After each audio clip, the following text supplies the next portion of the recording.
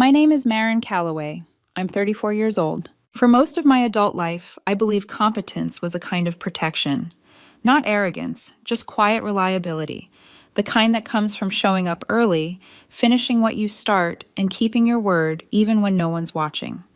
I work in project management at a mid-sized tech company. 7 years in, 2 promotions, consistently strong reviews, no complaints, no write-ups, no whispered conversations behind closed HR doors. Until last Thursday. I'm not perfect, I know that. I work long hours. I'm direct. I don't sugarcoat timelines or miss deadlines to spare feelings. But professionally, I'm solid, the kind of person leadership trusts when something's on fire. That morning started like every other weekday. Coffee brewed too strong, inbox already angry. I slid into a conference room, laptop balanced on one knee, half listening to a status update while mentally reprioritizing my day. I remember thinking, absently, that things had been quieter at home lately, not better, just quieter. Like the calm you get before a storm decides whether it's worth the effort. My boyfriend Caleb had been out of work for almost a year. At first it was temporary, then strategic, then theoretical. Applications slowed, interviews evaporated, resentment filled the gaps.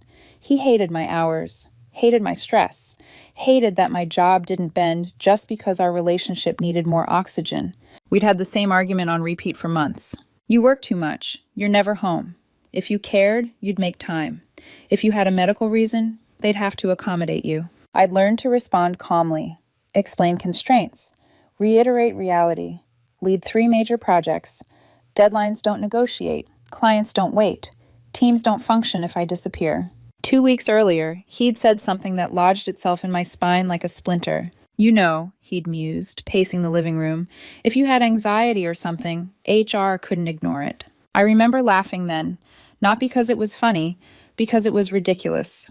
Wishful thinking dressed up as concern. I didn't realize it was a test run.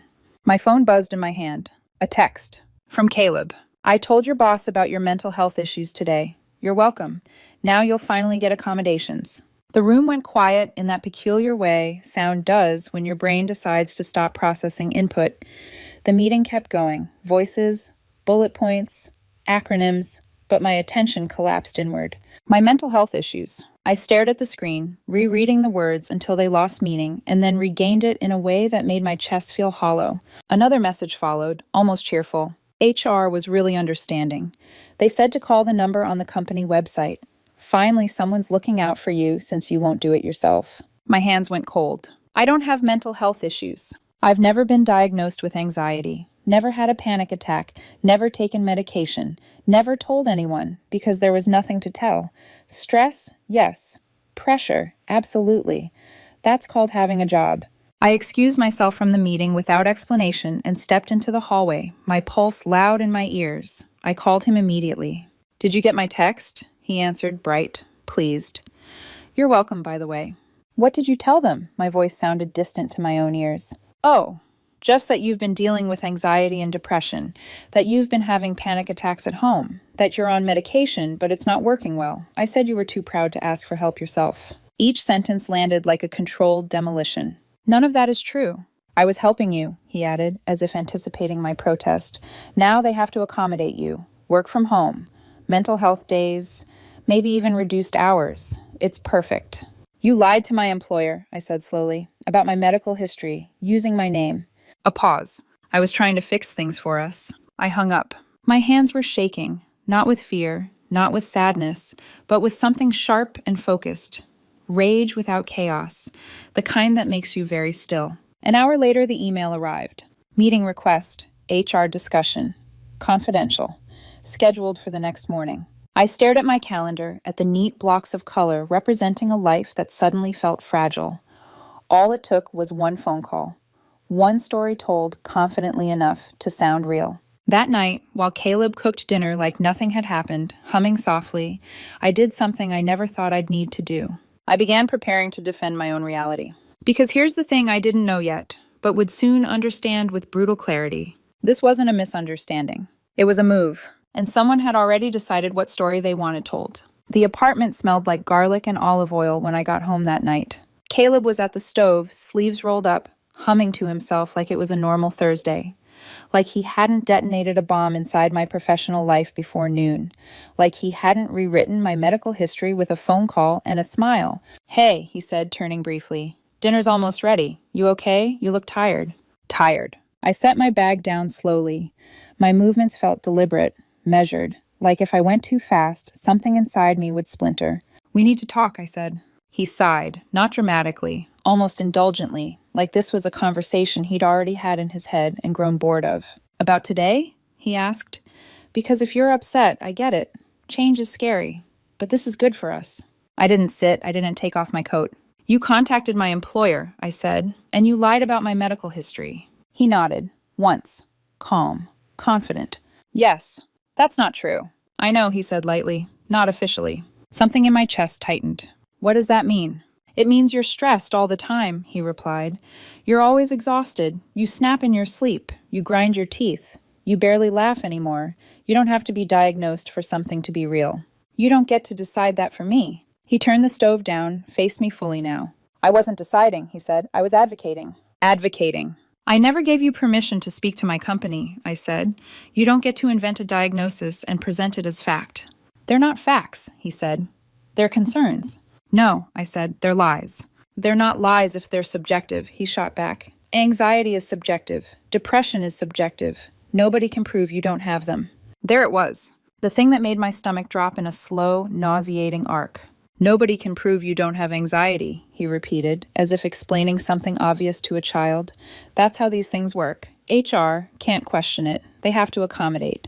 "You planned this," I said. He didn't answer right away. Instead, he leaned back against the counter, arms crossed, studying me. Not apologetic. Assessing. "I thought about it," he admitted. "Yes, because talking wasn't working. Asking wasn't working. You always choose work." "That's not true." "You choose it over me," he corrected. "Over us." I laughed once, sharp and humorless. "You risked my career." "No," he said quickly. "I protected it. You were burning out. Eventually, that would have cost you anyway. I just accelerated the solution." I stared at him, trying to reconcile this calm, reasonable tone with the reality of what he'd done. "HR emailed me," I said. "They scheduled a confidential meeting for tomorrow morning." He smiled. "See, already working." "They're not accommodating me," I said. "They're investigating." His smile faltered, just barely. "What do you mean?" "I mean, someone contacted them claiming I have a medical condition I don't have," I said. "That's not a request. That's a liability." He waved a hand dismissively. "They won't do anything. Companies love this stuff. It makes them look compassionate." "You don't know that." "I do," he said. "I've been reading about it. Reddit, forums. People do this all the time." People. As if I was just another case study. "You made decisions about my life without my consent," I said. "Decisions that could follow me for years." "And you make decisions every day that affect me," he snapped back. "You work late. You cancel plans. You bring stress home like it's a second job. I lost my job, Marin. I'm home all day, alone. You come back exhausted and distant. I did this for us." There it was again. For us. "You don't get to hurt me and call it help," I said. He stepped closer, lowering his voice. "I didn't hurt you," he said. "I helped you. You're just too proud to accept it." Pride. That word had crept into our arguments more and more over the last few months. His favorite explanation for why I didn't bend when he pushed. I felt something shift inside me then. Not break, not shatter. Settle. "You crossed a line," I said. "A line you don't get to uncross by explaining yourself." "You're overreacting," he said. "Just go to the meeting. Tell them what they need to hear. Take the accommodations. Be home more. Let things be easier." "You want me to lie?" "I want you to be happy," he said, "and present and available, at the cost of my integrity." He scoffed. "Integrity doesn't keep a relationship alive." That sentence echoed in my head long after he turned back to the stove, long after he plated dinner like nothing was wrong. I didn't eat. I went into the bedroom and closed the door, my mind racing, not emotionally, but strategically, pieces sliding into place. Because this wasn't the first time he'd said something like this. And suddenly, the past few months rearranged themselves in my memory, not as arguments, but as rehearsals. That night, while he watched television in the living room, laughing at something trivial, I opened my laptop. And I started pulling files. Because if he was willing to rewrite my reality to get what he wanted, I needed to make sure mine was documented.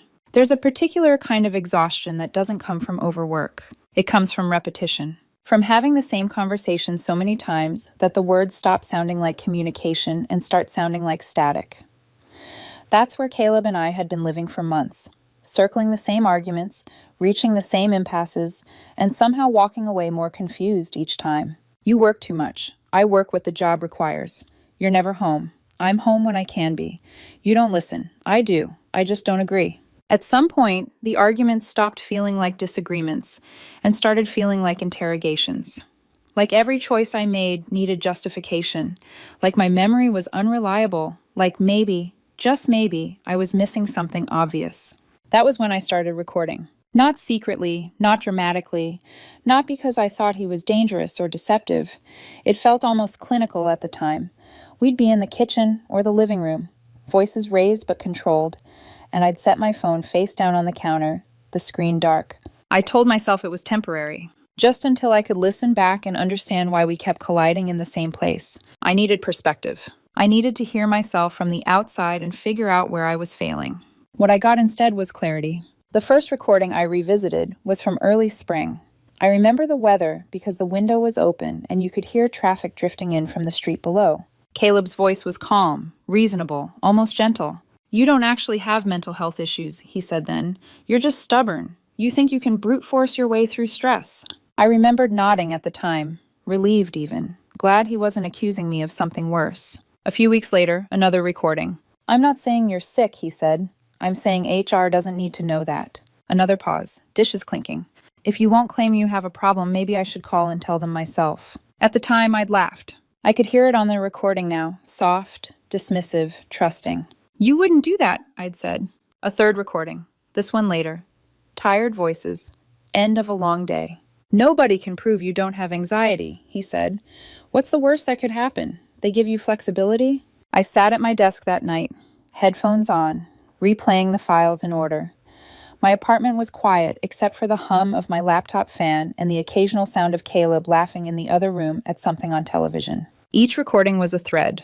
Together they formed a pattern. He hadn't snapped. He hadn't panicked. He hadn't made a desperate mistake. He had escalated logically, step by step, after realizing persuasion wasn't working. The moment that hit me hardest wasn't anger. It was the cold recognition that I hadn't been confused. I'd been conditioned to doubt myself. I opened a document and started building a timeline. Dates, arguments, exact phrases. I transcribed his words carefully, preserving tone and context. I didn't editorialize. I didn't add commentary. I let the facts speak. "You don't have mental health issues. If you won't claim you have a problem, maybe I should call. Nobody can prove you don't have anxiety." By midnight, the timeline stretched across 3 months. By 1 a.m., I had the recordings labeled, backed up, and copied onto a separate drive. I checked the law twice, even though I already knew the answer. One-party consent. Legal. Admissible. Caleb knocked on the bedroom door around then. "You okay in there?" he asked casually. "You coming out?" "In a bit," I said. "Don't stay up too late," he replied. "Big day tomorrow." He didn't know how right he was. I lay awake long after he fell asleep, staring at the ceiling, my mind unusually calm. Because once doubt evaporates, fear often follows. What remained was resolve. The next morning, I dressed carefully. Not formally, not defensively. Neutral colors, clean lines. The version of myself HR already knew. I slipped the folder into my bag. The transcripts, the timeline, the recordings, guys, and paused by the door. For the first time since this started, I wasn't worried about what story would be told.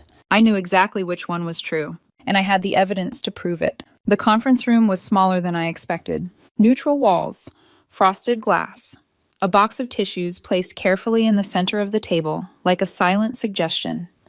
When I stepped inside, 2 women were already seated, the HR director and another representative I'd seen around the office but never formally met. They both looked at me the same way. Concerned, gentle, prepared.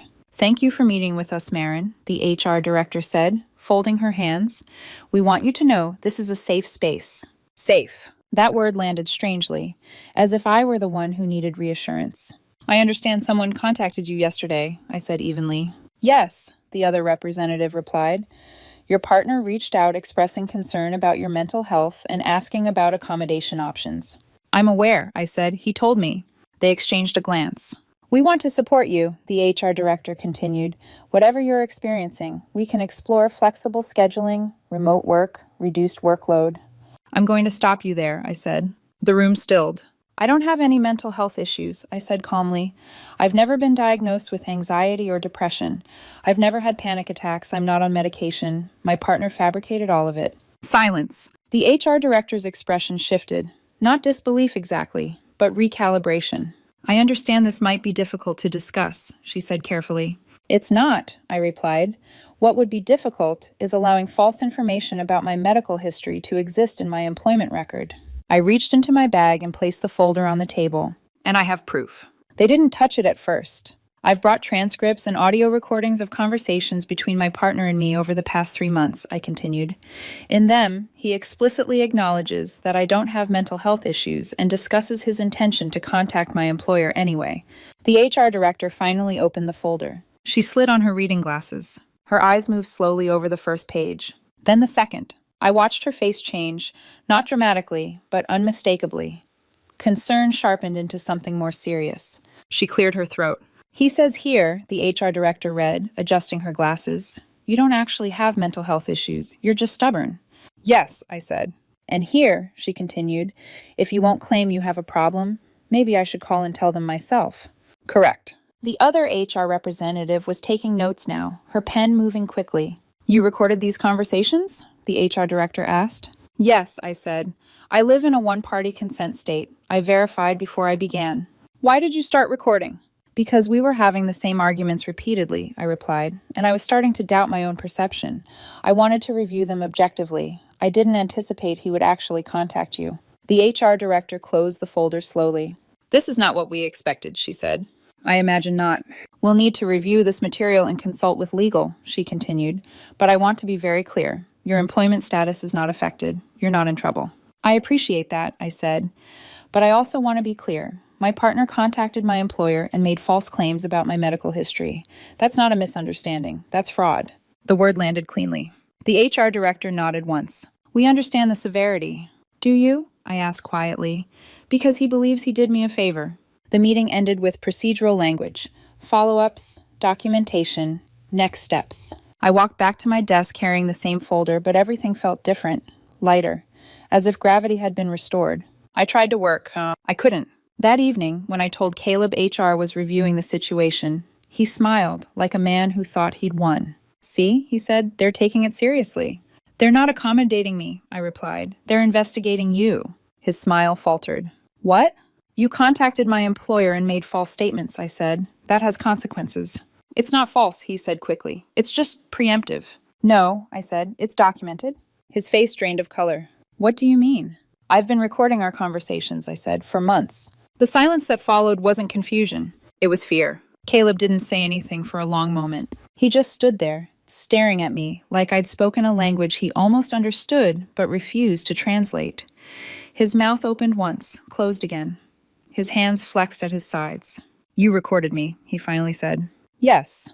Without warning, his expression shifted, not to anger, not yet, to injury. That's a violation of trust, he said quietly. That's invasive. I didn't respond. And you did it for months? He continued, voice tightening. You sat there acting like we were having real conversations while you were collecting evidence on me. I was documenting reality, I said. There's a difference. He let out a sharp laugh. Of course you'd say that. Everything has to be so clinical with you. Timelines, documentation, proof. God, Marin, do you ever feel anything without turning it into a case file? I watched him pace the room, agitation finally surfacing. I was trying to help you, he said again, louder now. I was trying to make our life better. You're so obsessed with work that you can't even see that I did this for us. You fabricated a medical condition, I said, and reported it to my employer. You keep saying that like it's some kind of crime, he snapped. It might be. That stopped him. He turned slowly, eyes narrowing. You wouldn't. I didn't say I would, I replied. I said it might be. For the first time since this started, I saw uncertainty flicker across his face. Then, like a switch, he changed tactics. The anger drained away, his shoulders slumped, his voice softened. I didn't think it through, he said. Okay? I miss you. I'm home all day, Marin. I lost my job. I lost my sense of purpose. And you come home exhausted and distant, and I feel like I don't matter. Tears welled quickly, efficiently. I just wanted you home more, he said. I wanted my partner back. There it was. The version of the story designed to make me doubt myself again. I waited, let the silence stretch. I'm not angry, I said finally. I'm protecting myself. He looked up sharply. From me? Yes. I'm your boyfriend, he said, incredulous. I'm not your enemy. You contacted my employer and lied about my mental health, I replied. That makes you a liability. The word landed harder than I expected. His tears stopped instantly. That's a horrible thing to say. So is what you did. His face hardened. Fine, he said flatly. If that's how you want to play this. He grabbed his phone and walked into the bedroom, closing the door behind him with deliberate force. Not a slam, but a statement. I could hear his voice through the wall, low, urgent. Probably his mother or his sister. I didn't care. I sat on the couch, staring at the blank television screen, my mind already moving ahead. HR, legal. Documentation, boundaries. That night, I slept alone. The next morning, he tried again. This time with breakfast. Coffee poured just the way I liked it, an apology delivered softly. I'm sorry, he said. I really am. I just panicked. I didn't mean to hurt you. I believe you believe that, I said. That's not fair. It's accurate. He reached for my hand. I didn't take it. Please, he said, don't let this ruin everything. I looked at him then, really looked. At the man who thought rewriting my reality was a reasonable strategy, who believed intent erased consequence, who only regretted his actions now that there were risks attached. I didn't ruin this, I said. You did.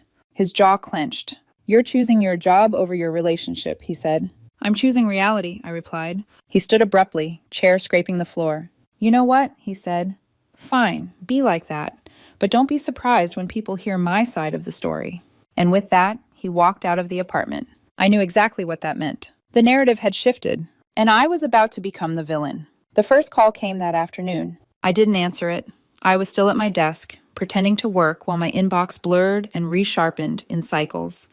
The phone vibrated once, stopped, then buzzed again with a voicemail notification.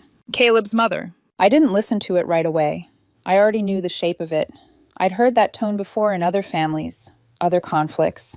The preloaded certainty, the conviction that love automatically conferred innocence. I saved it. The second call came an hour later, his sister. I let that one go too. By the time I drove home, there were 3 missed calls and 2 voicemails waiting. I sat in my car for a full minute before going inside, keys still in my hand, breathing slowly like I was about to enter a hostile meeting. The apartment was empty, too quiet. Caleb hadn't come back. I set my bag down, kicked off my shoes, and finally listened to the first voicemail. Marin, I don't know what's going on between you two, his mother said, voice tight with emotion, but my son is devastated. He was only trying to help you. He loves you. You work too much and you've been neglecting him. And instead of listening, you went behind his back and recorded him like some kind of spy. That's not how a healthy partner behaves. I didn't delete it. I saved it. The second voicemail followed the same script. Different voice, same conclusions. You've broken his heart, his sister said. He hasn't slept. He hasn't eaten. All he wanted was more time with you. And now you've turned this into something legal? Something ugly? I hope you're proud of yourself. I ended the call before she finished. So this was the story. A cold, career-obsessed woman. A loving man who just wanted connection. A betrayal framed as documentation. A lie reframed as concern. I texted Caleb once. Please ask your family to stop contacting me. He didn't respond. At work, things moved quietly but decisively. HR emailed requesting a follow-up meeting. Legal was looped in. Language shifted from support to protocol, from accommodations to third-party interference. No one asked me how I was feeling. They didn't need to. They asked for facts. I gave them facts. Tuesday morning, I was called back into the same conference room. This time, there were 3 people waiting for me. The HR director, the other representative, and someone I hadn't met before, company legal counsel. They didn't offer tissues this time. We've reviewed the materials you provided, the HR director said. The recordings are concerning. I imagine so. The lawyer spoke next, precise, neutral. Your partner contacted the company, identified himself as someone close to you, and made specific claims about your medical condition. Those claims appear to be fabricated. Yes. That exposes the company to risk, she continued. It also potentially exposes him to liability. I absorbed that in silence. We're not suggesting you pursue action, the HR director said quickly. That's your decision, but we do need to take steps to ensure this doesn't happen again. What kind of steps? I asked. A formal cease and desist letter, the lawyer said, requesting that he not contact the company again under any circumstances. I nodded. They were protecting themselves. And incidentally, me. Your employment is secure, the HR director added. There will be no record of medical accommodation because there is no medical condition. Thank you. When I got home that night, the apartment was still empty. Caleb had taken some clothes, his laptop, a framed photo from our last vacation. He left the rest. On the kitchen counter was a folded piece of paper. You've chosen your job over your relationship. I hope it was worth it. We'll talk when you're ready to apologize. I read it once. Then again. Apologize. For what? For not letting him lie about my mental health, for refusing to play along, for documenting the truth when he tried to distort it. I set the note down carefully, like it might contaminate something. I didn't cry. I didn't scream. I opened my laptop and saved the voicemails from his family into the same folder as everything else, because I was starting to understand something important. This wasn't just about what Caleb had done. It was about what everyone around him was willing to excuse. And the story they were all telling was already unraveling. The letter arrived on a Thursday. Plain envelope, company letterhead. No drama in the packaging. Just wait. The kind you feel before you open it, when you already know whatever's inside is going to change something permanently. Caleb was there when it came. He'd stopped by unannounced that afternoon, claiming he needed more clothes. He was calmer than he'd been in days, almost optimistic, like time had smoothed things over in his head without actually resolving anything. He picked up the envelope first. "What's this?" he asked. "From my company," I said. "Legal." He laughed once, short and disbelieving. "They're really taking this far, huh?" He tore it open. I watched his face as he read. The color drained slowly, like someone turning down a dimmer switch. His eyes moved faster as he got to the middle of the page, then slower, then stopped. "They're threatening me," he said. "They're protecting themselves," I replied. And me. The letter was clinical, precise, devastating in its restraint. It documented the date of his call, the claims he made, the conclusion that those claims were fabricated, the demand that he cease all contact with the company immediately, the statement that further interference could result in legal action. "I could get in serious trouble for this," he said, voice tight. "You made false statements about an employee's medical history," I said. "Yes, that has consequences." "I was trying to help you," he snapped, the old line coming out on reflex now. "You keep saying that," I replied. "It doesn't make it true." He dropped the letter on the counter like it had burned him. "This is your fault," he said. "You escalated this. You could have just gone along with it." I looked at him steadily. "You wanted me to accept accommodations for a mental illness I don't have," I said. "To lie. To commit fraud. And you're angry that I didn't." "I'm angry that you chose your precious career over us," he shouted. "No," I said.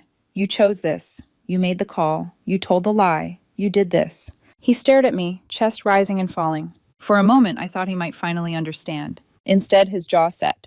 "I want a divorce," he said. I didn't react. I'd been expecting the word for days, maybe weeks. "Fine," I said. His eyes widened slightly. "That's it?" he demanded. "You don't even care?" "What response were you hoping for?" I asked. "You sabotaged my job, got caught, blamed me for it, and now you want to end the relationship. There's nothing left to negotiate." "You're so cold," he said. "I'm done," I replied. He grabbed his bag and headed for the door, stopping once with his hand on the knob. "You'll regret this," he said. "Everyone's going to know what you did to me." "I know," I said, and I meant it. He left, slamming the door hard enough to rattle the frames on the wall. I stood there for a long moment after, listening to the echo fade. Then I picked up the letter, folded it carefully, and placed it in the folder with everything else. Because I knew what came next. He would try to rewrite the ending, and I would need the truth intact when he did. The legal process moved faster than I expected. No dramatic confrontations, no shouting matches in hallways, just emails, scheduled calls, and documents that arrived with the quiet finality of decisions already made. Caleb filed first. In his version of events, I was distant, controlling, emotionally abusive. He painted a picture of a woman who prioritized her career over her partner, who recorded conversations to intimidate and manipulate, who turned a relationship conflict into a legal trap. Reading it felt surreal. I recognized the words. I recognized the tone. I even recognized the emotional beats. I just didn't recognize the truth. My attorney didn't react much when I slid the folder across the table. She didn't raise an eyebrow, didn't gasp, didn't ask why I had so much documentation. She just nodded. "This helps," she said. In mediation, Caleb sat across from me looking smaller than I remembered. Not broken, just diminished. His confidence, the kind that had fueled all of this, had evaporated the moment consequences entered the room. He wouldn't meet my eyes. His lawyer spoke first. "She recorded him without his knowledge," the attorney said, "over an extended period. This created an environment of fear and control." My attorney waited. Then she turned on the recorder. Not my recorder. The courtroom's. She played the audio cleanly, without commentary, without emphasis. Caleb's voice filled the room. "You don't actually have mental health issues. You're just stubborn." Silence. Another clip. "If you won't claim you have a problem, maybe I should call and tell them myself." More silence. Then the final one. "Nobody can prove you don't have anxiety. What's the worst that could happen?" The mediator didn't look at me. She looked at Caleb. His lawyer tried to interrupt. "These recordings were obtained in bad faith." "They were obtained legally," the mediator said calmly. "This is a one-party consent state." Caleb finally looked up then. At me. Not angry. Confused. As if he truly didn't understand how the story he'd told himself wasn't landing the way he expected. The mediator leaned back. "These recordings paint a very different picture than the one presented," she said. "They show premeditation, awareness, intent." The word intent settled like a verdict. Caleb's claim of emotional abuse was dismissed. His request for additional support was denied. The settlement was straightforward. No children, no complicated assets. He kept his car, his personal belongings, a portion of what we'd accumulated together, just over $40,000. It was over in under an hour. As we stood to leave, I noticed his mother sitting in the gallery. She didn't look at me. Her face was rigid, closed, like someone who had just watched a narrative collapse and didn't know where to put the pieces. I didn't feel triumphant. I felt tired. The kind of tired that comes from carrying something heavy longer than you should have. When I got home, the apartment felt hollow. Empty shelves, blank walls where his things used to be. A quiet so complete it almost rang. I sat on the couch and let myself breathe. Not in relief. In acknowledgement. This wasn't a misunderstanding. This wasn't a communication breakdown. This was a fundamental difference in how we understood reality and what we believed was acceptable in the name of love. And now finally, the record reflected that. 3 weeks after everything was finalized, Caleb's sister texted me from an unfamiliar number. "He's devastated. You destroyed him. I hope you can live with yourself." I read it once. Then I blocked the number. A few days later, his mother called. Left a voicemail. Her voice was tight, furious, wounded in a way that left no room for nuance. "You humiliated my son," she said. "You ruined his reputation. People are talking. You didn't have to take it this far. One day you'll understand what you threw away." I saved the voicemail. Then I blocked her too. The narrative they built was almost impressive in its consistency. In their version, I was a cold, ambitious woman who chose her career over her relationship. I recorded my partner like a spy, dragged him into legal trouble, and destroyed a marriage over what could have been worked out privately. Same facts. Completely different story. At work, things normalized faster than I expected. HR was professional, discreet. My team never learned the details, just that there had been a personal situation that was now resolved. My projects continued. My reviews remained strong. No whispers, no side glances. The only lasting change was internal. I document more now. I save emails I used to trust would never matter. I follow up verbal conversations with written summaries. I don't assume good intentions will protect me from bad decisions. Is that paranoia? Maybe. But I spent years with someone who believed fabricating a mental illness was a reasonable relationship strategy. Some caution feels earned. I thought for a while that the recordings had saved my career. That wasn't entirely true. They saved my perception. I'd started recording because I was losing confidence in my own reality, because the ground felt unstable and I couldn't tell whether it was me or the world shifting underneath me. Listening back showed me something crucial. I wasn't unreasonable. I wasn't neglectful. I wasn't cold. I was living with someone who had a very flexible relationship with the truth. The recordings weren't about catching him. They were about anchoring myself. The fact that they ended up protecting my job was almost incidental. When someone shows you who they are, believe them. Caleb told me exactly what he planned to do. I just didn't believe he'd actually do it. I was just trying to help isn't a defense for harm. Intent doesn't erase impact. He genuinely believed he was helping me. He believed fabricating a medical condition would force accommodations I needed. He believed the end justified the means. He was wrong. And being wrong with good intentions doesn't make you less wrong. My apartment is quieter now, emptier. But it's mine. And nobody is lying to my employer about my mental health. That's worth something.